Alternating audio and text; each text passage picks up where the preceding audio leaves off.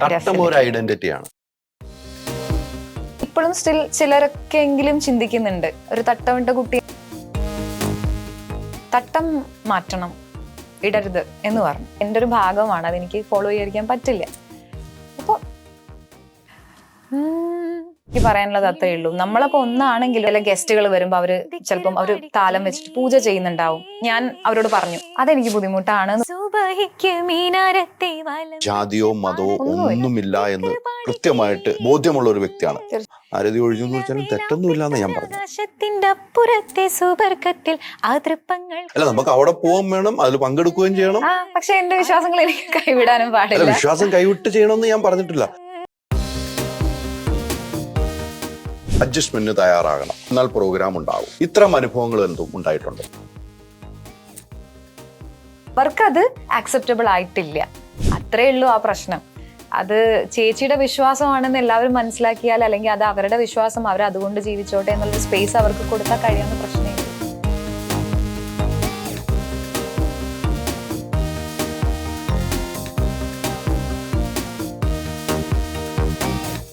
നിങ്ങളുടെ designer home എന്ന സ്വപ്നം യാഥാർത്ഥ്യമാക്കുന്നു. സാൻബിൾഡ്, ഡിസൈൻഡ് ബൈ കോൺസെപ്റ്റ്സ്.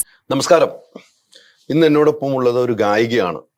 ഈ ഗായികയെക്കുറിച്ച് ഒത്തിരി പ്രത്യേകത ഉണ്ട്. കാരണം ഞാൻ അറിഞ്ഞ കുറച്ച് നാളുകൾക്ക് മുമ്പ് ഞാൻ ഇങ്ങനെ ഈ ഗായികയെക്കുറിച്ചൊന്ന് പഠിച്ചു. 3-ാം വയസ്സിൽ പാട്ട് പാടാനുള്ള ഒരു കഴിവ്. 5-ാം ക്ലാസ്സിൽ പഠിക്കുമ്പോൾ 10,000 മുമ്പ് ഒരു സ്റ്റേജ് ഷോ, അതന്ന് വലിയ റിസ്ക് എടുത്താണ് സ്റ്റേജ് ഷോ ചെയ്തതെന്നാണ് എനിക്കറിയാവുന്നത്. പിന്നീട് സിനിമയിലേക്ക്, നിരവധി റിയാലിറ്റി ഷോ, വീണ്ടും സിനിമയിലേക്ക്. റിച്ച, യൂസുഫ്. എന്റെ പഠിത്തമൊന്നും തെറ്റല്ലോ? ഇല്ല, കറക്റ്റാ. 3-ാം വയസ്സിൽ ആദ്യമായിട്ട് പാടി തുടങ്ങി. 3-ാം വയസ്സിൽ പാട്ട് പാടിയത് ഏതാന്ന് ഓർക്കുന്നുണ്ടോ? സരിഗമ പദനിസ. അത് മാത്രം. വാപ്പച്ചി നല്ലൊരു പ്രൊഡ്യൂസറാണ്, നല്ല മാപ്പിള ഗാനങ്ങൾ അല്ലെ. എനിക്ക് ഏറ്റവും ഇഷ്ടപ്പെട്ട ഒരു പാട്ട്, ഞാൻ അന്ന് ആ കാലത്ത് ഇങ്ങനെ വണ്ടിയിൽ യാത്ര ചെയ്യുമ്പോൾ കേൾക്കുന്ന പാട്ടാണ് കിളിയെ കിളിയെ, ദിക്കറുപാടി കിളിയെ അല്ലെ. അത് ഭയങ്കര ഫേമസ് ആണ്. എല്ലാവരും വീടുകളിൽ പാടുമായിരുന്നു ആ പാട്ട്, കുട്ടികള്. ആ ഒരു പാട്ട് എനിക്ക് അതിനെ കൂടുതൽ വിവരിക്കാൻ പറ്റില്ല. ഞാൻ ഒത്തിരി കേട്ടിരിക്കുന്നു. ഞാൻ വണ്ടിയിൽ ഇങ്ങനെ യാത്ര ചെയ്യുമ്പോൾ ആ സമയത്ത് ഓഡിയോ കാസറ്റുകളെല്ലാം അങ്ങനത്തെ പാട്ടുകളാണ് അല്ലെ. അതിന്റെ ആ സൗണ്ട് തന്നെ, അത് ആരായിരുന്നു പാടിയത്? അതല്ലേ. എനിക്ക് തുടക്കത്തിൽ ആ ദിക്കറുപാടി കിളി ഒന്ന് തുടങ്ങണമെന്നുണ്ട്. വാപ്പച്ചിയുടെ പ്രൊഡ്യൂസ് ചെയ്ത പാട്ടിന്ന്. തീർച്ചയായിട്ടും എനിക്ക് ഭയങ്കര സന്തോഷമുള്ള കാര്യം. കിളിയേ ദിക്കറുപാടി കിളിയേ, സുബഹിക്ക് മീനാരത്തെ വലം വെച്ച് പറക്കുന്ന ദിക്കറുപാടി കിളിയേ, നീ നില്ല്. നിലമേലാപ്പിട്ടൊരാകാശത്തിന്റെ അപ്പുറത്തെ സുബർക്കത്തിൽ ആതൃപ്പങ്ങൾ കാണുന്നുണ്ടോ ചൊല്ല്, ആതൃപ്പങ്ങൾ കാണുന്നുണ്ടോ ചൊല്ല്. അവിടെ വേറൊരു വരിയുണ്ട്. കണ്ണൻ ചീരട്ടയിൽ ഞാൻ ചോറ് വെച്ച് കളിക്കുമ്പോൾ, കൂട്ടുകാരോടൊപ്പം കൂടി കണ്ണുപൊത്തി കളിക്കുമ്പോൾ, വാപ്പയത് കാണാറുണ്ടോ, മേലെ നിന്നിന്റെ ഉമ്മച്ചി ചിരിക്കാറുണ്ടോ. അപ്പൊ ആ പാട്ട് ഞാൻ എത്രമാത്രം ഏറ്റെടുത്തു ആലോചിച്ചു. ഭയങ്കര വരികളാ അതിന്റെ. അല്ല, ഞാൻ എത്രമാത്രം ആ പാട്ട് ഉൾക്കൊണ്ടെന്ന് മനസ്സിലായോ? തീർച്ചയായിട്ടും. ഭയങ്കര ഇഷ്ടപ്പാട്ട്. ആ പാട്ടിന്റെ ഒരു മാജിക് ഉണ്ട് ശരിക്കും. കണ്ണു നിറഞ്ഞു പോകും ശരിക്കും. ഏത് വീട്ടിലും ആ പാട്ട്. ആ സമയത്ത് ഞാൻ പറഞ്ഞില്ലേ, ആ സമയത്ത് കുറെ ആൽബം സോങ്ങുകൾ ഇറങ്ങിയ ഒരു കാലഘട്ടം ഉണ്ടായിരുന്നു, നല്ല അർത്ഥങ്ങളോടി. പിന്നീട് അതില്ലാതെയായി അല്ലെ. ഈ പാട്ടുകളൊക്കെ അങ്ങനെ അർത്ഥങ്ങളോടെ. പണ്ട് യേശുദാസിന്റെ തരംഗിണി കാസറ്റുകളാണ് ഏറ്റവും ഹിറ്റ്. അതിൽ നല്ല അർത്ഥമുള്ള വരികളായിരുന്നു അല്ലെ. അതൊക്കെ കേട്ടാണ് പഠിച്ചത് അല്ലെ, വാപ്പച്ചിയിൽ നിന്നാണ്. ഞാൻ വളർന്നത് മുഴുവൻ വാപ്ചിന്റെ പാട്ടുകളും, അതുപോലെ തന്നെ വാപ്ചി വാപ്പി അൽഫ കാസറ്റ്സിന്റെ ഒക്കെ ഡിസ്ട്രിബ്യൂട്ടറും കൂടിയായിരുന്നു. അപ്പം അവരുടെയൊക്കെ പ്രോജക്ട്സ് ഇങ്ങനെ കേട്ട് തന്നെയാണ് വളർന്നത്. എന്റെ ചെറുപ്പത്തിൽ എനിക്ക് ഇപ്പോഴും ഓർമ്മയുണ്ട്, കാസറ്റ്സ് ഒക്കെ വാപ്ചി ഇങ്ങനെ വീട്ടിൽ കൊണ്ടുവന്നിട്ട് സീൽ ചെയ്യുന്ന ഒരു പ്രോസസ്സിന് വേണ്ടിയിട്ട് ഷോപ്പിൽ നിന്ന് കഴിയാണ്ടാവുമ്പോൾ വീട്ടിലേക്ക് കൊണ്ടുവരും പെട്ടിക്കണക്കിന് കാസറ്റ്സ്. എന്നിട്ട് ഇങ്ങനെ ഞങ്ങളെയും വിളിക്കും, എന്നിട്ട് വാപ്ചി കാണിച്ചു തരും ഇങ്ങനെയാണ് സീൽ ചെയ്യേണ്ടതെന്ന് പറഞ്ഞിട്ട്. എന്നിട്ട് അതൊക്കെ ഞങ്ങളും ഒരു പെട്ടിക്കണക്കിന് ഞങ്ങളും ഒക്കെ ചെയ്തിട്ട് തന്നെയാണ് ഞങ്ങൾ വളർന്നു വന്നത്. അപ്പൊ ഞങ്ങളുടെ ചുറ്റിനും എപ്പോഴും ഈ പ്രൊഡക്ഷൻ എപ്പോഴും ഉണ്ടായിരുന്നു. ഈ പാട്ടുകൾക്കൊക്കെ ഭയങ്കര ഇൻഫ്ലുവൻസും ഉണ്ട്. വാപ്പച്ചി പാട്ട് പാടുവോ? വാപ്ചി കുറച്ചൊക്കെ കുറച്ച് എന്റെ ഉമ്മച്ചിയും കുറച്ചൊക്കെ പാടും. അതിനുശേഷം ഈ ഞാൻ പറഞ്ഞത് തന്നെ തുടങ്ങാം. 3-ാം വയസ്സിൽ ഇങ്ങനെ തുടങ്ങി. പിന്നീട് 5-ാം ക്ലാസ്സിൽ പഠിക്കുമ്പോഴാണ് സ്റ്റേജ് ഷോയ്ക്ക് പോകുന്നത്. ആദ്യമായി സ്റ്റേജ് ഷോ പോകുമ്പോൾ തന്നെ എന്ത് പാട്ട് പാടണം, എങ്ങനെ പാടും, ഇത്രയും സൗണ്ട്, അങ്ങനെയൊക്കെ ഒരു ഭയമൊക്കെ ഉണ്ടായിരുന്നു. നല്ല ഭയം. നമ്മള് സാധാരണ വീട്ടിനുള്ളിൽ പാടുന്നു, നമ്മൾ പുറത്തേക്ക് ഇറങ്ങി പാടുന്നു എന്ന് പറയുമ്പോൾ അതായത് ഭയം ആദ്യം ഇല്ലായിരുന്നു. കാര്യം ഇത് എന്താണെന്ന് എനിക്ക് അറിയില്ല. 5-ാം ക്ലാസ് പഠിക്കുന്ന സമയത്ത് എന്ന് പറയുമ്പോൾ നമ്മൾ ഈ പരിപാടികളൊക്കെ കാണാറുണ്ട്, പക്ഷെ അവിടെ പോയി നിൽക്കുമ്പോഴുള്ള അവസ്ഥ എന്താണെന്ന് നമുക്ക് അറിയില്ല. ഞാൻ വളരെ ധൈര്യത്തോടു കൂടി പോയി. പക്ഷെ അവിടെ ചെന്ന് നിന്നപ്പോഴാണ് ഈ സൗണ്ടൊക്കെ തുറന്നു കഴിഞ്ഞപ്പോഴേക്കാണ് നമുക്ക് മനസ്സിലാവണം ഇതിന്റെ ഒരു ഡെപ്ത് എന്താണ്, ഞാൻ എന്താണ് ചെയ്യാൻ പോകുന്നത്, ഇത്രയധികം ആളുകളുടെ മുന്നിലാണ് ഞാൻ പാടാൻ പോകുന്നത്, എന്റെ വോക്കലാണ് അവർ ഇങ്ങനെ കേട്ടോണ്ടിരിക്കുന്നത്. ഇതൊക്കെ റിയലൈസ് ചെയ്യണത് അവിടെയാണ്, ആ ഒരു മൊമെന്റിലാണ്. അപ്പൊ പെട്ടെന്ന് പേടിച്ചുപോയി, ഭയങ്കരമായിട്ട് പേടിച്ചുപോയി. ഞാൻ വാപ്ചിനോട് പറഞ്ഞു ഞാൻ പാടുന്നില്ല എന്ന് പറഞ്ഞു. പാടുന്നില്ല എന്ന് പറഞ്ഞ വാപ്ചി ഒന്നും പറഞ്ഞില്ല. വാപ്ചി പറഞ്ഞു നീ വാ നമുക്കൊന്ന് നടന്നിട്ട് വരാം എന്ന് പറഞ്ഞിട്ട് വാപ്ചി എന്നെ കൂട്ടിയിട്ട് ഒരു റെയിൽവേ ട്രാക്കിന്റെ ഒരു വഴിയൊക്കെ ഉണ്ടായിരുന്നു അവിടെ. അപ്പൊ അവിടെ കൂടെ ഇങ്ങനെ നടന്നു. എന്നിട്ട് വാപ്ചി ഇതുമായിട്ട് ബന്ധമില്ലാത്ത ഒരുപാട് കാര്യങ്ങളെ കുറിച്ച് സംസാരിച്ചു. അപ്പോൾ എന്റെ ഇഷ്ടമുള്ള ഭക്ഷണത്തിനെ കുറിച്ച്, എനിക്ക് പോകാൻ ഇഷ്ടമുള്ള യാത്രകളെ കുറിച്ചൊക്കെ വാപ്ചി ഇങ്ങനെ ചോദിച്ചു, പറഞ്ഞു. നമുക്ക് പോകണം എന്നൊക്കെ പറഞ്ഞു. ഇതൊക്കെ കഴിഞ്ഞ് ഞങ്ങൾ തിരിച്ചു വന്നു. വാപ്ചി എന്നെ കൂട്ടി തിരിച്ചു വന്നപ്പോൾ എന്നോട് ചോദിച്ചു ഇനി നമുക്ക് ഒരു പാട്ട് പാടിയിട്ട് പോവാം എന്ന് പറഞ്ഞു. അപ്പോഴും ഞാൻ വില്ലിങ് ആവുന്നില്ല, എനിക്ക് പേടിയുണ്ട് അപ്പോഴും. പക്ഷെ ഞാൻ പറഞ്ഞു ശരി എന്നാ ഒറ്റ പാട്ടിൽ ഞാൻ പോട്ടോ, ഇനി എനിക്ക് പാടണ്ട പറഞ്ഞു. ശരി എന്ന് പറഞ്ഞു. അങ്ങനെ എന്നെ കൊണ്ട് പാടി. ഒരു പാട്ട് പാടി കഴിഞ്ഞപ്പോഴേക്കും എനിക്കൊരു കോൺഫിഡൻസ് ആയി, ഇതെനിക്ക് പറ്റും, ഞാൻ പേടിച്ച പോലെ അലമ്പാക്കേണ്ട പ്രശ്നമൊന്നും ഇല്ല എന്നെനിക്ക് മനസ്സിലായി. അങ്ങനെ അവിടെ പാടി കഴിഞ്ഞപ്പോഴേക്കും ഒരു കോൺഫിഡൻസ് വന്നപ്പോഴേക്കും വാപ്ചി പറഞ്ഞു ഇനി ഒരു പാട്ട് കൂടി പാടുന്നോന്ന് ചോദിച്ചു. ഞാൻ പറഞ്ഞു അത് വേണ്ട, എനിക്ക് അതിൻ്റെ ഒരു ആഫ്റ്റർ എഫക്റ്റ് അപ്പോഴും മനസ്സിൽ ഇങ്ങനെ ബൂം എന്ന് വന്നോണ്ടിരിക്കുകയാണ്. അപ്പൊ ഞാൻ പറഞ്ഞു വേണ്ട, ഒരെണ്ണം മതി എന്ന് പറഞ്ഞു. അങ്ങനെ അത് കഴിഞ്ഞ് വീട്ടിൽ പോയി കഴിഞ്ഞപ്പോഴേക്കും വാപ്ചി പിറ്റേ ദിവസം രാവിലെ ആയപ്പോൾ എന്നോട് ചോദിച്ചു എങ്ങനെ ഉണ്ടായി, പാടിയിട്ട് എങ്ങനെയുണ്ട് എന്ന് ചോദിച്ചു. ഞാൻ പറഞ്ഞു കൊള്ളാം, നല്ല രസമുണ്ട്, ആളുകളൊക്കെ ഇങ്ങനെ നോക്കുകയൊക്കെ ചെയ്യുന്നുണ്ട്, ആളുകൾക്കൊക്കെ ഇഷ്ടമായി എന്ന് പറഞ്ഞല്ലോ, അപ്പൊ സന്തോഷമായി, നല്ലതാണ് എന്ന് പറഞ്ഞു. അപ്പൊ വാപ്ചി പറഞ്ഞു അതാണ്, അതിനു വേണ്ടിയാണ് വാപ്ചി അത്രയും നേരം നടത്തി കൊണ്ടുപോയി കഥകളൊക്കെ പറഞ്ഞ് തിരിച്ചു കൊണ്ടുവന്ന് ഒരു പാട്ടെങ്കിലും മോളെ കൊണ്ട് പാടിച്ചത്. പാൽനില പുഞ്ചിരി മാപ്പിളപ്പാട്ട്. അല്ല വാപ്ചിയുടെ അല്ല, അത് എനിക്ക് തോന്നുന്നു ഈസ്റ്റ് കോസ്റ്റിന്റെ ഹിറ്റടിച്ച പാട്ട്. അതെ ഭയങ്കര ഹിറ്റ്. ഒരു ആൽബം ട്രെൻഡ് കൊണ്ടുവന്ന ഈസ്റ്റ് കോസ്റ്റ് ആണ് അത്തരം ട്രെൻഡിലേക്ക് കൊണ്ടുവന്നത്. പിന്നീട് ഹോം ഫിലിമിലേക്ക് മാറി പാട്ടുകളോട് കൂടി. ആ ഒരു കാലഘട്ടമായിരുന്നു അന്ന് ഉണ്ടായിരുന്നത് അല്ലെ. ഈ പറഞ്ഞതുപോലെ അന്ന് പാടിക്കഴിഞ്ഞപ്പോൾ വീണ്ടും നമുക്ക് പാടാമുള്ള ധൈര്യം വന്നു. പിന്നീട് നിരവധി സ്റ്റേജ് ചെയ്തോ? പിന്നീട് ചെറുതും വലുതുമായിട്ടുള്ള ഒരുപാട് പരിപാടികൾ ചെയ്യാൻ തുടങ്ങി. അപ്പോഴേക്കും വാപ്ചി റിയാനിൽ വർക്ക് ചെയ്തുകൊണ്ടിരിക്കുന്ന ഒരു സമയമായിരുന്നു, റിയാൻ സ്റ്റുഡിയോയില്. അപ്പം വാപ്ചിക്കും ജോലിക്ക് പോകാനുള്ള ടൈം പോലും ഇല്ലാത്ത രീതിയിൽ എനിക്ക് പരിപാടികൾ വരാൻ തുടങ്ങി. അപ്പോ പക്ഷെ അൽഹംദുലില്ലാ വാപ്ചി അതൊക്കെ അഡ്ജസ്റ്റ് ചെയ്ത് എന്റെ കൂടെ നിന്നു ഒരുപാട് സമയത്ത്. അതായത് ഉറക്കം പോലും ഇല്ലാതെ. എന്റെ ഉമ്മച്ചിയും ഫിസിക്കലി അത്ര ഫിറ്റ് ആയിട്ടുള്ള ഒരാളല്ല. അപ്പൊ വീട്ടിലാരും ഉണ്ടാവാറില്ല. ബേസിക്കലി എന്റെ താത്തയും ഉമ്മച്ചിയും മാത്രമേ ഉണ്ടാവാറുള്ളൂ. എങ്കിലും ഫാമിലി ഒക്കെ എല്ലാവരും ഭയങ്കരമായിട്ട് കോപ്പറേറ്റ് ചെയ്തിട്ടാണ് ഇന്ന് ഞാനിങ്ങനെ ആയത്. തട്ടം ഒരു ഐഡന്റിറ്റിയാണ് അല്ലേ? തട്ടം ഒരു ഐഡന്റിറ്റിയാണ്. തട്ടം ജീവിതത്തിൽ അല്ലെ നമ്മുടെ പ്രൊഫഷനിൽ എത്രമാത്രം ദൂഷ്യമാണോ ഉണ്ടായത്, ഗുണമാണോ ഉണ്ടായത്? രണ്ടും ഉണ്ടായെന്ന് വേണമെങ്കിൽ പറയാം. അതായത് ഗുണം ഉണ്ടായത് ഞാൻ ആദ്യം പറയാം. ഗുണമുണ്ടായത് എന്ന് വെച്ചാൽ ഒബ്വിയസ്ലി ഈ നമ്മുടെ GCC ഓഡിയൻസ് എന്ന് പറയുന്ന ഒരു വിഭാഗം ഉണ്ടല്ലോ. നമ്മൾ ഒരു പാട്ടുകാരിയെ സംബന്ധിച്ചിടത്തോളം ഏറ്റവും വലിയ സ്വപ്നമാണ് ഇന്ത്യക്ക് പുറത്തു പോയി ഷോസ് ചെയ്യുക. ഞാൻ അത്യാവശ്യം മാപ്പിളപ്പാട്ട് റിയാലിറ്റി ഷോസിലൊക്കെ ഉണ്ടായിരുന്ന ഒരാളും കൂടിയാണ്. അപ്പം എന്നെ സംബന്ധിച്ച് ആ ഒരു ഐഡന്റിറ്റി അത്തരം പ്രേക്ഷകരുടെ മുന്നിൽ വളരെ പോസിറ്റീവായിട്ട് തന്നെയാണ് എനിക്ക് റിവ്യൂസ് ഉണ്ടായിട്ടുള്ളത്. പക്ഷെ അതിനപ്പുറത്തേക്ക് നോക്കുകയാണെങ്കിൽ അതല്ലാത്ത തരം ഓഡിയൻസിന് മുന്നിൽ ഇപ്പൊ ഒരു UK US ട്രിപ്പ് വന്നു കഴിഞ്ഞാൽ ഇപ്പോഴും സ്റ്റിൽ ചിലരൊക്കെ എങ്കിലും ചിന്തിക്കുന്നുണ്ട്, ഒരു തട്ടമിട്ട കുട്ടീനെ UK കൊണ്ടുപോകേണ്ട കാര്യമുണ്ടോ എന്ന് ചിന്തിക്കുന്നുണ്ട് ഇപ്പോഴും. അത് സ്പോൺസർമാരാണോ ചിന്തിക്കുന്നത്? അങ്ങനെ മാറ്റി നിർത്തപ്പെട്ടിട്ടുണ്ടോ? മാറ്റി നിർത്തപ്പെട്ടിട്ടുണ്ട്. എല്ലാം റെഡി ആയതിനു ശേഷം എല്ലാം റെഡി ആയ മീൻസ് അങ്ങനെ ഒരു ട്രിപ്പല്ല ഞാൻ ഉദ്ദേശിക്കുന്നത്. ഒരു ചാനൽ വഴി എനിക്ക് ഒരു പ്രോഗ്രാം വന്നു, പാടാമോ എന്ന് ചോദിച്ചു. ഞാൻ എന്റെ പാട്ടുകളൊക്കെ റെക്കോർഡ് ചെയ്തു. അത് റെക്കോർഡഡ് ഷോ ആയിരുന്നു. റെക്കോർഡ് ചെയ്തു. അവിടെ വന്നിട്ട് ലിപ്സിങ് ചെയ്യാനുള്ള പ്രോഗ്രാം ആയിരുന്നു അത്. ഞാൻ പറഞ്ഞു ഓക്കെ എന്ന് പറഞ്ഞ് ഞാൻ എല്ലാം ചെയ്ത് കഴിഞ്ഞപ്പോഴേക്കും എന്നോട് പറഞ്ഞു തട്ടം മാറ്റണം, ഇടരുത് എന്ന് പറഞ്ഞു. ഞാൻ ചോദിച്ചു അതെനിക്ക് ബുദ്ധിമുട്ടാണ്, കാര്യം എനിക്കത് ശീലമില്ല. അറ്റ്ലീസ്റ്റ് ഒരു ക്യാപ്പ് എങ്കിലും എനിക്ക്, എൻ്റെ അതൊരു കോൺഫിഡൻസ് ആണ്, അത് എൻ്റെ ഒരു ഭാഗമാണ്, അതെനിക്ക് ഫോളോ ചെയ്യാൻ പറ്റില്ല. അപ്പോൾ അങ്ങനെയാണെങ്കിൽ വേണ്ട എന്ന് പറഞ്ഞു.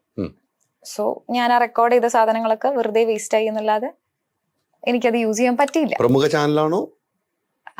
അങ്ങനെ പറയാം. അല്ല, നമുക്ക് പ്രമുഖ ചാനൽ റിയാലിറ്റി ഷോ നടക്കുന്ന നിസ്സാര ചാനലുള്ളൂ. ഒന്ന് കയറില് റിയാലിറ്റി ഷോ നടക്കാറുണ്ട്, ഒന്ന് മീഡിയ വേൾഡ് നടക്കും. ഇത് റിയാലിറ്റി ഷോ അല്ല. അതാണ് ഞാൻ അതാണ് പറയാൻ വരുന്നത്. ഞാനിപ്പോ ഏഷ്യാനെറ്റിൽ വർക്ക് ചെയ്തിട്ടുണ്ട്, ഞാനിപ്പോ സീ കേരളത്തിന് വേണ്ടി വർക്ക് ചെയ്തോണ്ടിരിക്കുന്നുണ്ട്. അവരാരും അങ്ങനെയൊന്നും ചിന്തിക്കുക പോലും ചെയ്തിട്ടില്ല ഷോന് വേണ്ടിയിട്ട്. അപ്പോ അത് ഏത് ചാനലും ആയിക്കോട്ടെ സാർ, അപ്പൊ എന്താണെങ്കിലും ഒരു ഗായികനെയല്ലേ അവിടെ പ്രസന്റ് ചെയ്യുന്നത്. ചാനൽ ഏതെന്ന് പറയാനല്ല, ചാനലിനെ നമ്മൾ നിർത്തുമ്പോൾ ഇത്രയും മാത്രം ചാനലുകളുണ്ട്. തീർച്ചയായിട്ടും ആളുകൾ മുമ്പിൽ പല സംസാരം വരും.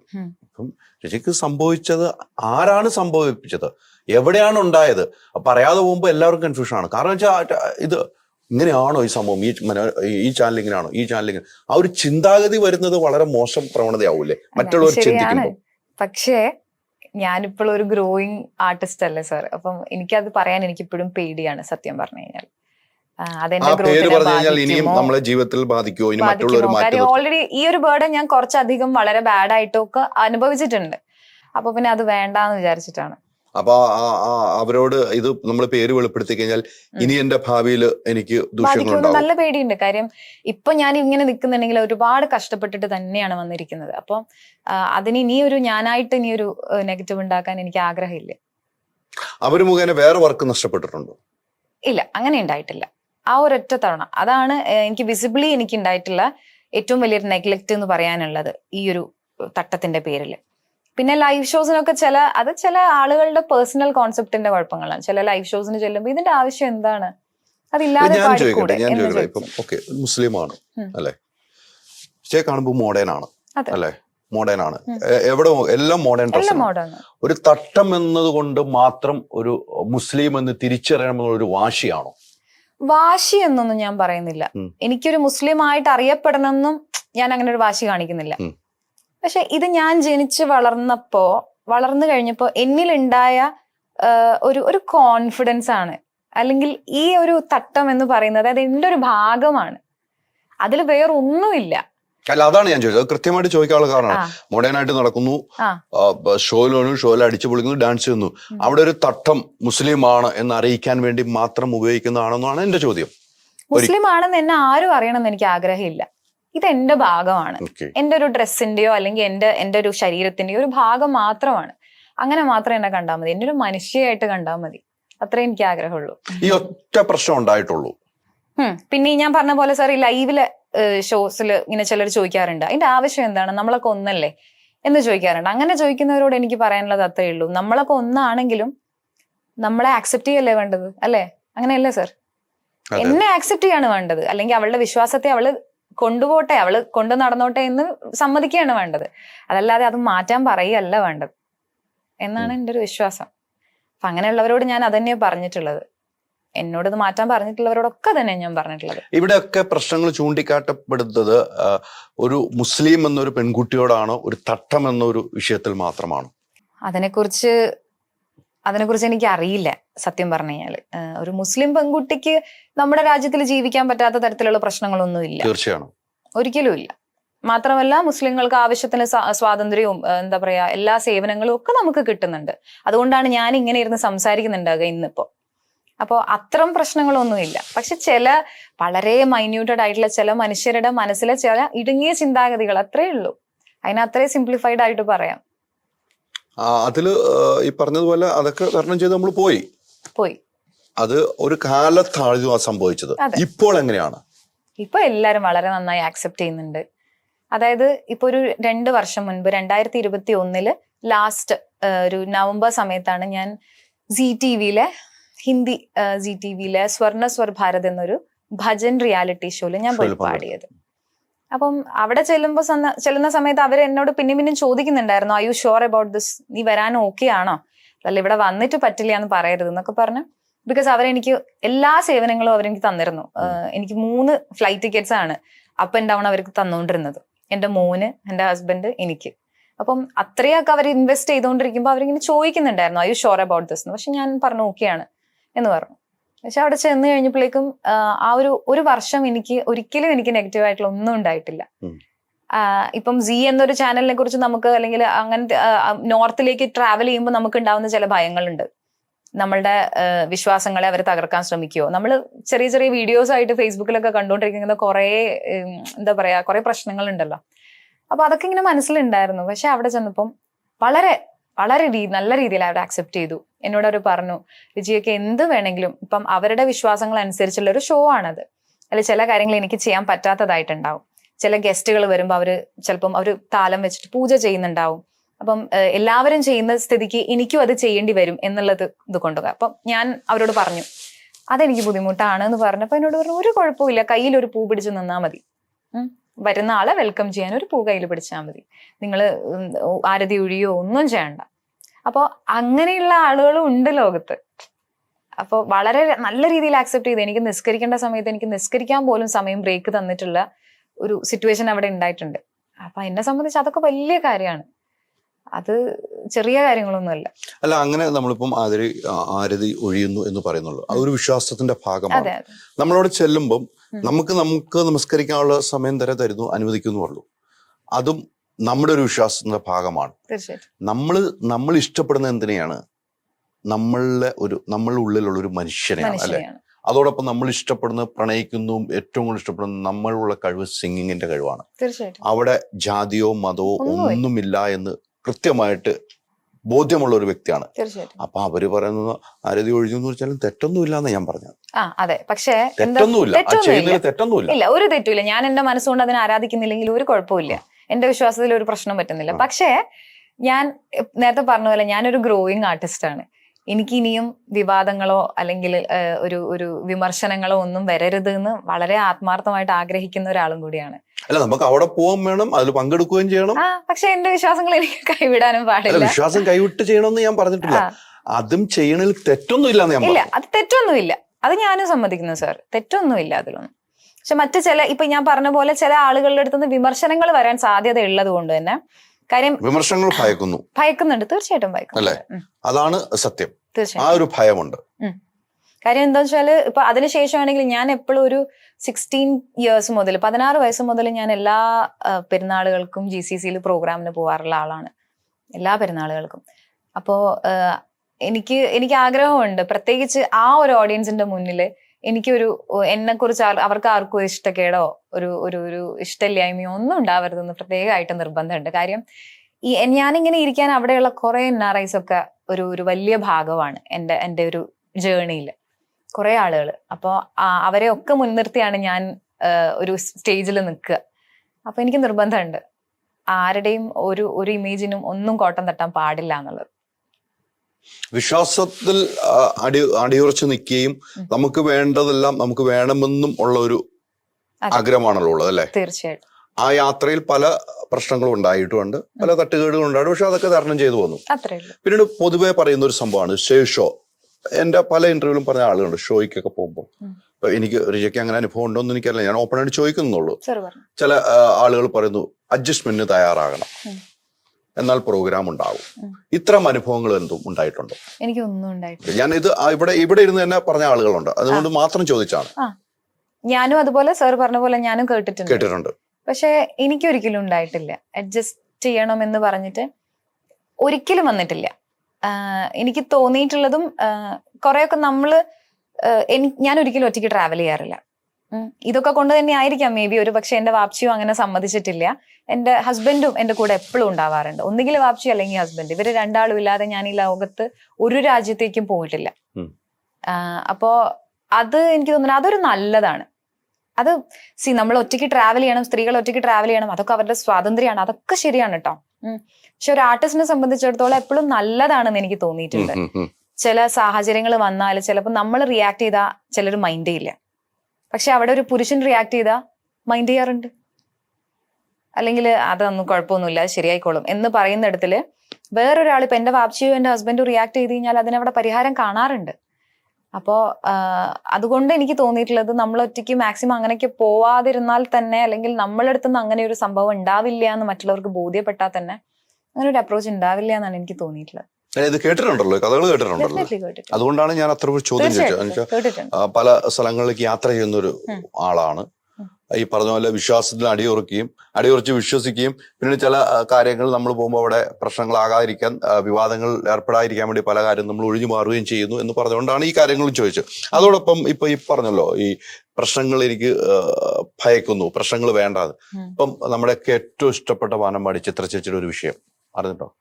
അത് എങ്ങനെ പറയാമെന്ന് എനിക്ക്. ചിത്ര ചേച്ചി പറഞ്ഞത്, ഞാൻ ചിത്ര ചേച്ചി പറഞ്ഞതിലൊന്നും ഞാൻ തെറ്റായിട്ട് കാണുന്നില്ല. അത് ചിത്ര ചേച്ചിയുടെ ഒരു വിശ്വാസമാണ്. ചിത്ര എന്ന് പറഞ്ഞാൽ നമ്മൾക്ക് ഇഷ്ടപ്പെടുന്ന ഒരു ഗായികയാണ്. അവരുടെ വിശ്വാസം, അവരുടെ ഇഷ്ടമാണ് പറഞ്ഞത്. അമ്പലത്തിൽ പോകണമെന്നും, വലിയൊരു അമ്പലത്തെയാണ് അവർ ആരാധിച്ചത്. അതിനെതിരെ ഇത്രമാത്രം ഒരു പ്രശ്നങ്ങൾ വേണമായിരുന്നു എന്ന് ഓർത്തിട്ടുണ്ടോ? അതെനിക്ക് തോന്നിയിട്ടില്ല സർ. ഒരു കലാകാരൻ എന്ന് വെച്ചാല് ഒരു സൊസൈറ്റിയുടെ ഒരു പബ്ലിക് പ്രോപ്പർട്ടിയാണ്, അല്ലെങ്കിൽ എല്ലാവരെയും എന്റർടൈൻ ചെയ്യിക്കുക എന്നുള്ളൊരു പേർപ്പസോട് കൂടി ജീവിക്കുന്ന ഒരു പബ്ലിക് പ്രോപ്പർട്ടിയാണ്. അപ്പോൾ അങ്ങനെയാവുമ്പോൾ എല്ലാവരെയും ഉദ്ദേശിക്കുന്ന സമയത്ത് ചേച്ചി ചെയ്തത് ചേച്ചിയുടെ വിശ്വാസങ്ങളെ സംബന്ധിച്ച് മാത്രമായിട്ടുള്ളൊരു വീഡിയോ ആയിരുന്നു. ആ വിശ്വാസം ഫോളോ ചെയ്യാത്ത കുറെ ആളുകൾ അപ്പുറം ഉണ്ട്. അപ്പം മേ ബി അവർക്കത് ആക്സെപ്റ്റബിൾ ആയിട്ടില്ല. അത്രേ ഉള്ളൂ ആ പ്രശ്നം. അത് ചേച്ചിയുടെ വിശ്വാസമാണെന്ന് എല്ലാവരും മനസ്സിലാക്കിയാൽ, അല്ലെങ്കിൽ അത് അവരുടെ വിശ്വാസം, അവർ അതുകൊണ്ട് ജീവിച്ചോട്ടെ എന്നുള്ളൊരു സ്പേസ് അവർക്ക് കൊടുത്താൽ കഴിയാവുന്ന പ്രശ്നമേ ഉള്ളൂ. ഇപ്പൊ ഞാനിപ്പം ഇതേപോലെ തന്നെ ഞാനൊരാളോട് പറയുകയാണ് അതില്, അതായത് അല്ലെങ്കിൽ ഞാനിങ്ങനെ ഒരു ഫേസ്ബുക്ക് വീഡിയോ ഇടുകയാണ്, എല്ലാവരും ഇന്ന ദിവസം ഇന്ന രീതിയിൽ ഓതും നിസ്കരിക്കുകയൊക്കെ ചെയ്യണം എന്നൊക്കെ പറഞ്ഞു കഴിഞ്ഞാല് ഇതല്ല ഇതിനപ്പുറം ഉണ്ടാവും ചിലപ്പോ. ഞാൻ അത്ര സെലിബ്രിറ്റി ആയതുകൊണ്ടല്ല, ഞാനൊരു പെൺകുട്ടി ആയതുകൊണ്ടും ഞാനൊരു മുസ്ലിം ആയതുകൊണ്ടും. അപ്പൊ ഇതൊരു വിശ്വാസത്തിനെ സംബന്ധിക്കുന്നതിനേക്കാൾ ഇതിലൊരു കുറെ പൊളിറ്റിക്സ് ഒക്കെ വർക്ക് ചെയ്ത് നശിപ്പിക്കുകയാണ് ആക്ച്വലി. എനിക്ക് അങ്ങനെ തോന്നിയിട്ടുള്ളത്. ഇതിന്റെ ഒന്നും ആവശ്യമില്ല. എല്ലാ മനുഷ്യരും, നമ്മളിപ്പോ വെറുതെ വീട്ടിലിരിക്കുന്ന ഒരാൾ അമ്പലത്തിൽ പോകുമ്പോ നമ്മൾ പോയി ചോദിക്കുന്നുണ്ടോ, നിങ്ങൾ എന്തിനാ അമ്പലത്തിൽ പോകണം, നിങ്ങൾക്ക് പള്ളിയിൽ പോയാൽ പോരെ എന്ന് ചോദിക്കാറില്ലല്ലോ. അത്ര തന്നെയുള്ളൂ. ഒരാളുടെ ഫ്രീഡം ആണ് അയാളുടെ വിശ്വാസം, അത് ഫോളോ ചെയ്യാനുള്ള സമ്മതിക്കുക, അത്രയല്ലേ ഉള്ളൂ. തീർച്ചയായിട്ടും അത്തരം ഒരു രീതിയിലേക്ക് തന്നെ നമ്മുടെ നാട് മാറിയിട്ടുണ്ട്. കേരളത്തിൽ എനിക്ക് തോന്നുന്നു അധികം വലിയ പ്രശ്നങ്ങൾ ഇല്ല എന്ന് തോന്നുന്നു. പക്ഷെ എങ്കിലും ഈ ഒരു പ്രശ്നം വന്നത്, ഈ ഒരു പ്രശ്നം കേരളത്തിലാണ്. ചില സൈബർ ഇടങ്ങളിൽ നമുക്ക് പറയാൻ പറ്റില്ല, എല്ലാവരും ചില സൈബർ ഇടങ്ങളിൽ മാത്രം പ്രശ്നങ്ങൾ ഉണ്ടാവുന്നു എന്ന കാര്യത്തിൽ സംശയമൊന്നുമില്ല. ഈ പറഞ്ഞു വെച്ച പോലെ സിനിമയിലേക്ക് ഒരു വരവ് എനിക്ക് തോന്നുന്നു 16-ാം വയസ്സിലാന്ന് തോന്നുന്നു. മമ്മൂക്കാടെ പടത്തില് പൊക്കിരി രാജ എന്ന സിനിമയിൽ പാട്ട് പാടി വരുന്നു. അതെ, പൊക്കിരി രാജ സിനിമയിലേക്ക് പാടാൻ പോകുമ്പോൾ അത് മമ്മൂക്ക അഭിനയിക്കുന്ന സിനിമയാണെന്നും അങ്ങനെയൊക്കെ ഒരു വിചാരിച്ചാണ് പോകുന്നത്? ഇല്ല. ഞാൻ വെറുതെ വീട്ടിലിരിക്കുന്ന സമയത്ത് എന്റെ വാപ്ചി കൂടി ഇല്ല വീട്ടില്. അപ്പം എന്നെ ഇവരുടെയൊക്കെ മാനേജർ ആയിട്ടുള്ള, മ്യൂസീഷ്യൻസിന്റെ ഒക്കെ മാനേജർ ആയിട്ടുള്ള ഒരു ചേട്ടനുണ്ട്. പുള്ളി എന്നെ വിളിച്ചു, എന്നിട്ട് പറഞ്ഞു മോളെ ഒരു പാട്ട് പാടാനുണ്ട്, നീ ഒന്ന് വരുമോ എന്ന് ചോദിച്ചു. ഞാനിങ്ങനെ ശരി എന്ന് പറഞ്ഞിട്ട് ഞാൻ പോയി. അപ്പൊ ഞാൻ അങ്ങനെ ഒറ്റയ്ക്ക് പോവാറില്ല. അപ്പൊ അന്ന് വാപ്ചി ഇല്ല. അപ്പം ആ ചേട്ടൻ എനിക്ക് അത്രയും ഒരു കെയർ ടേക്കർ പോലെ ആയതുകൊണ്ട് മാത്രം ഞാൻ പോയി അവിടെ എത്തിയപ്പോൾ ജാസ് ചേട്ടനെ കണ്ടു. ഭയങ്കര സർപ്രൈസ്ഡ് ആയി. ആദ്യമായിട്ടാണ് ഒരു സിനിമ മ്യൂസീഷ്യനെ ഞാൻ അടുത്ത് അങ്ങനെ കാണുന്നത്. അങ്ങനെ ജാസ് ചേട്ടൻ പാട്ട് പറഞ്ഞു തന്നു, പാടി. അപ്പോഴും എനിക്കറിയില്ല സിനിമയാണെന്നേ എനിക്കറിയില്ല. ഞാൻ വിചാരിക്കുന്നത് എന്തോ ഒരു ആൽബം ആണെന്നാണ്. പക്ഷെ പാട്ടൊക്കെ കേട്ടപ്പോൾ നല്ല രസമുള്ള ഒരു പാട്ട്, നല്ല ബാക്കിങ്, നല്ല ഹെവി ആയിട്ടുള്ള ഒരു പാട്ട്. ഭയങ്കര സന്തോഷമായി. അപ്പൊ കോറസ് ആണെങ്കിൽ കോറസ് അതെങ്കിലും പാടാമെന്നൊക്കെ വിചാരിച്ച് പാടി. പക്ഷെ കോറസ് ആയിരുന്നില്ല, ലീഡ് ഫീമെയിൽ പോർഷൻ തന്നെയായിരുന്നു. പക്ഷെ അപ്പോഴും ഞാൻ അറിയുന്നില്ല അത് സ്ട്രെയിറ്റ് ആണെന്ന് അറിയുന്നില്ല, ട്രാക്ക് ആണെന്നാണ് എന്നോട് പറഞ്ഞത്. അത് കഴിഞ്ഞ് സിനിമ റിലീസ് ചെയ്യുന്നതിന്റെ ഓഡിയോ റിലീസിന്റെ തലേ ദിവസമാണ് ഞാൻ അറിയുന്നത് ഇത് മമ്മൂക്ക പടമാണ്, മമ്മൂക്ക, പൃഥ്വിരാജ്, ശ്രിയ ശരൺ, ഇതാണ് അതിന്റെ കാസ്റ്റിങ്, എന്റെ വോക്കല് സ്ട്രെയിറ്റ് ആയിട്ട് എടുത്തിട്ടുണ്ട്. ഇതൊക്കെ അറിയുന്നത് അതിന്റെ വളരെ തൊട്ട് തലേ ദിവസമാണ്. അതൊന്നും ചിന്തിക്കാൻ പോലും പറ്റുന്ന കാര്യങ്ങളായിരുന്നില്ല. എത്ര സിനിമയിലായി? ഞാൻ എണ്ണീട്ടില്ല ആക്ച്വലി. എന്തായാലും ഒരു 12-13 സിനിമയിലായിട്ടുണ്ട്. അതിൽ ഹിറ്റ് അടിച്ച സിനിമയിലെ ഒരു ഗാനം എന്ന് പറഞ്ഞാൽ ഏതായിരിക്കും? എല്ലാം നമ്മുടെ പ്രിയപ്പെട്ടതാണ്. അതെ അതെ തീർച്ചയായിട്ടും. എങ്കിലും പറയുകയാണെങ്കിൽ ഏറ്റവും ഹിറ്റ് എന്ന് പറയുന്നത് കേട്ടില്ലേ ആണ്. എല്ലാവർക്കും അറിയുന്ന ഒരു പാട്ട് എന്ന് പറയാൻ. പിന്നെ എനിക്ക് എന്റെ പേഴ്സണൽ ഫേവറേറ്റ് എന്ന് പറയാനുള്ളത് എന്റെ ഹസ്ബൻഡ് മ്യൂസിക് ചെയ്ത ഒരു പടമാണ് ഈ അടുത്തിറങ്ങിയ ജയിലർ എന്ന ധ്യാൻ ശ്രീനിവാസൻ. അതില് പാട്ട് 3 പാടിയിരുന്നു. അപ്പം അതിലൊരു സോളോ സോങ് ഉണ്ടായിരുന്നു. പക്ഷെ എനിക്ക് ഒരുപാട് സങ്കടമായി, അത് സിനിമയില് വന്നില്ല. ഐ മീൻ ഓഡിയോയില് മാത്രമേ ഉള്ളൂ. അപ്പം വളരെ നല്ലൊരു ബ്യൂട്ടിഫുൾ ആയിട്ടുള്ള ഒരു താരാട്ട് പാട്ടായിരുന്നു. സിനിമയിൽ ഉണ്ടായിരുന്നു, അത് ഷൂട്ടൊക്കെ ചെയ്തതാണ്. താരാട്ട് പാട്ടുള്ള പ്രിയമുണ്ടെന്നാണ് എനിക്ക് തോന്നുന്നത് അല്ലെ? അപ്പൊ ആ ജയിലറിൽ ആ താരാട്ട് പാട്ടൊന്ന് പാടിക്കേ. രാവിന്നിൻ ലാവലമാഞ്ഞു മണ്ണോരം മൗനമുണർന്നു കൂടേറാൻ കിളികളൊഴിഞ്ഞു താരാട്ടാൻ തെന്നലണഞ്ഞു ഉൾനോവിൻ ഉലയൂതാതെ ഒന്നു മറന്നു മയങ്ങിടു രാവിന്നിൻ ഓ രാവിന്നിൻ ലാവലമാഞ്ഞു മണ്ണോരം മൗനം ഉണർന്നു. ഇതായിരുന്നു അതിൽ പാടി. അതാണ് ഏറ്റവും പ്രിയമായിട്ട് കൊണ്ടുനടക്കുന്നത് അല്ലേ? ഈ പോക്കിരിരാജാലെ ആദ്യ പാട്ട് അല്ലെ, അതിനുശേഷം ആ പാട്ട് സിനിമ റിലീസാകുന്നു, അതിനുശേഷം ഓഫറുകൾ വരികയായിരുന്നു, നമ്മൾ തേടി പോവുകയാണ് ചെയ്തത്. അതിനുശേഷം സത്യം പറഞ്ഞാൽ എനിക്ക് അറിയില്ലായിരുന്നു ഇത് എങ്ങനെയാണ് ഇപ്പൊ ഈ പ്ലേ ബാക്ക് സിംഗർ എന്നുള്ള ഒരു ഹാഷ്ടാഗ് മെയിൻറ്റെയിൻ ചെയ്യേണ്ടത്, എങ്ങനെയാണ് മെയിൻറ്റെയിൻ ചെയ്യണോ എന്ന് പോലും എനിക്ക് അറിയില്ലായിരുന്നു.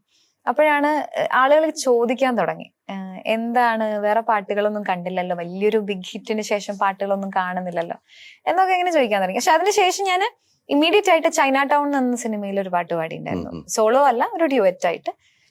അങ്ങനെ പക്ഷെ ഇതുപോലൊരു പാട്ട് സംഭവിക്കുന്നില്ലല്ലോ എന്ന് ആളുകൾ ചോദിക്കാൻ തുടങ്ങിയപ്പോഴാണ് ഞാൻ റിയലൈസ് ചെയ്യണത്, അപ്പൊ നമ്മൾ എന്താ അതിന് ചെയ്യേണ്ടത്, അല്ലെങ്കിൽ ഞാൻ എന്തെങ്കിലും ചെയ്യണോ എന്നുള്ളത്.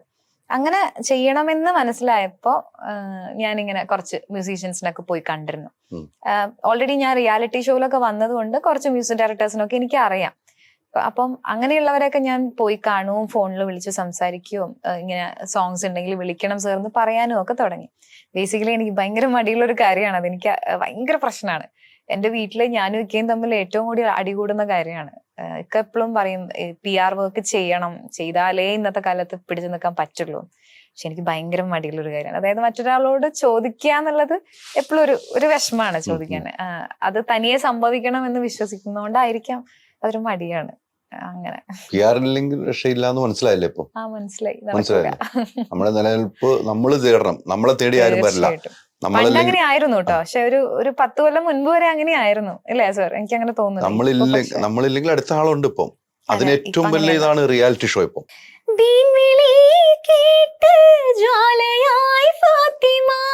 സോറി ഒന്നുകൂടി പറയട്ടെ. നീ ഇഷ്ടപ്പെടുന്നത് മ്യൂസിക്കിനെ അല്ലേ? അവിടെ ജാതി മതോ മാപ്പിളപ്പാട്ടോ ലൈഫ് മ്യൂസിക്കോ ഒന്നുമില്ല. ഒരു 10 ലക്ഷം രൂപ എനിക്ക് വേണമെന്ന് പറഞ്ഞാല് ഈ ഞാൻ പറഞ്ഞ ഈ കുറച്ച് ആളുകൾക്ക് ഞാനൊരു കോളേജ് ചെയ്തിട്ടുള്ളൂ. ഒരു ദിവസം കൊണ്ട് എനിക്ക് ആ പൈസ റെഡിയായി. എനിക്ക് ദുഃഖം ഉണ്ടായാല് എനിക്ക് കരയണം. ഏറ്റവും ഫീൽ ചെയ്ത് ദുഃഖമുണ്ടായിട്ട് അങ്ങനെ ഒരു പൊട്ടിക്കരേണ്ട ഒരു അവസ്ഥ ഉണ്ടായിട്ടുണ്ടായി. എന്റെ ഉമ്മച്ചി, that was A trauma for me.